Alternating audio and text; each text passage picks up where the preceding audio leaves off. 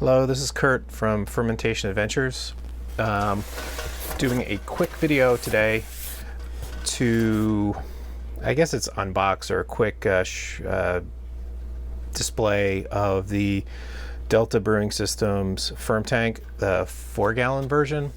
Not a lot of information or awareness or videos or anything on these fermenters, specifically the 4-gallon version. So I figured I'd do a quick unboxing here and just show everyone what comes in the box and get a quick look of what this thing actually is. Reason that I got one of these things is that I do brew various different versions. I do brew different batch sizes.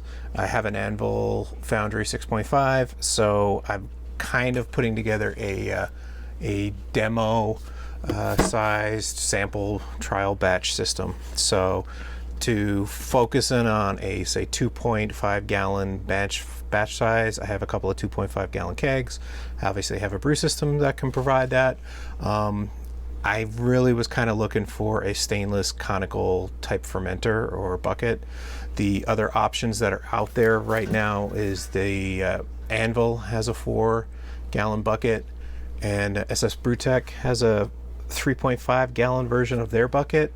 And then there's the Delta. I went with the Delta. They seem to be price point wise trying to position themselves kind of a little bit above what Anvil provides, and kind of probably a little less than the SS Brewtechs and the Spike Brewing Systems and Blickman and all that type of stuff. But anyway, looking at what's in the box, there's a very simple instruction sheet, very basic to go through setting it up. I do have, it did come with a Yakima Valley hops discount card. I'm hiding my discount because I'm planning on using it. It's 10% off. It's which is pretty neat. If you know, when you order $100 for the hops, you'll get $10 off that or whatever. Your standard one-piece airlock. There is quite a bit of a grommet. I assume this is for the lid for the airlock. Some magnets and stickers in here, various stickers. That's the magnet. Let's see, a couple coasters if you want to see this.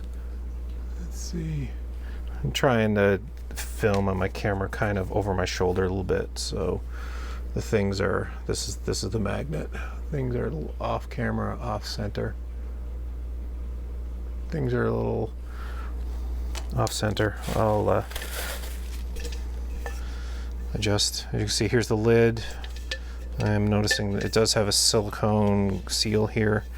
Does want to, well, it stays in pretty good now, or fall out a little bit. Put that off to the side. Get that packaging out of the way. I did pull this out once, but partially. Another cool little add-in. I guess my gut is probably protruding in some of these shots, which is nice and amusing. More on the Yakima Valley hops theme. Is a 2-ounce can of Citra pellets, 2019 crop, which is, again, pretty nice little add-in here. This, I assume, is either nice. This is the hardware, various hardware, so I'm not sure what all these little grommets are for. This I know is for the blow-off tube in the lid, which will go like so. This is some little grommet or something. Again, this looks like some sort of cap. This is the dip tube. I do know from looking at the manual, this is a thermal well, which is much appreciated. we got here? Another spare O-rings for the rotary arm. There's some more hardware in here. Managed to do this without dropping it. Oh, this is an actual thermometer to go in said thermal well, I would assume. But most likely mine will be in the refrigerator.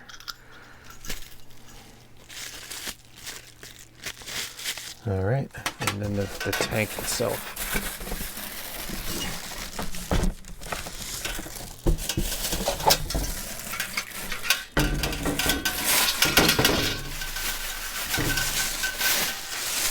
All right, here is the 4-gallon tank. Again, a nice conical bottom, looks nice and shiny. Looks like there's a little bit of finishing scuffs and whatnot. Weight-wise, I do have a spike flex, stainless seams, a little bit thinner than that. That's pretty much all I can compare it to. But it's solid. This is gonna last. Does have the little noisy lids. Again, if you can see here in the front, there is a small ball valve here, which would be obviously used for racking or packaging. Does, like I said, this is for the thermal well,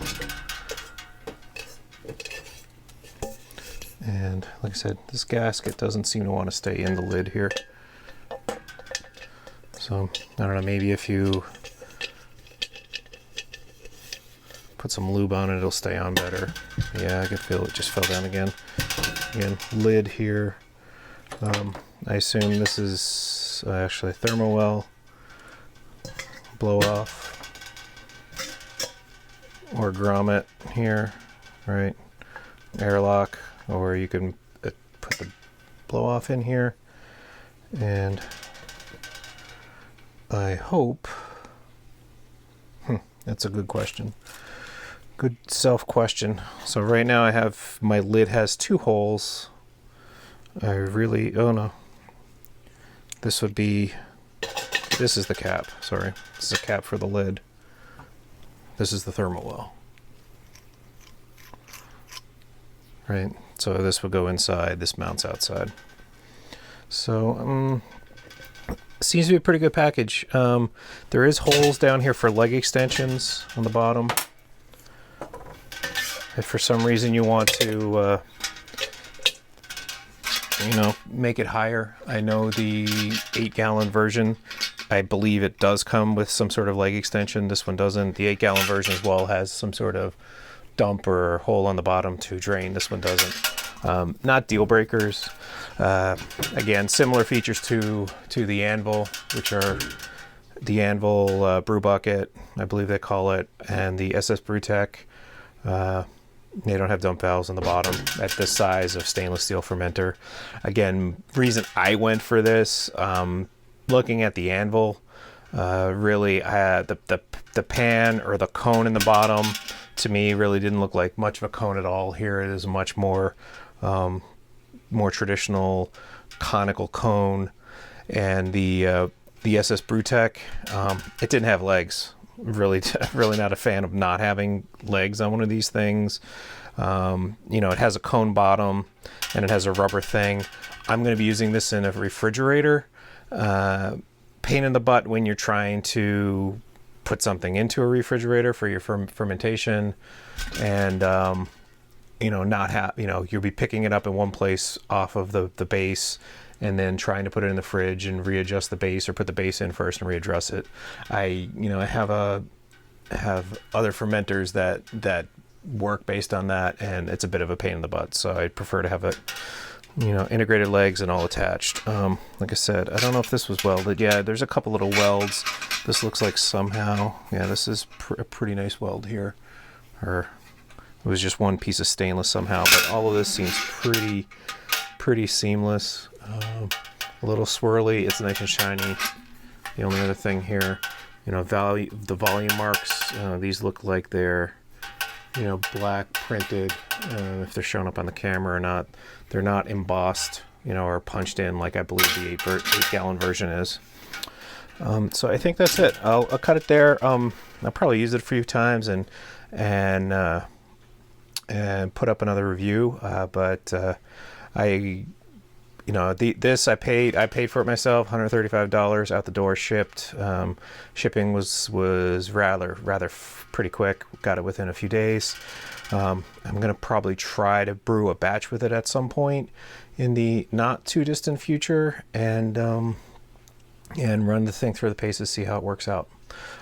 So far, looking at it, the only thing that seems to be a pain in the behind is this lid gasket, which, you know, for my sample of one, doesn't really want to stay in place. That's it. Thanks for watching.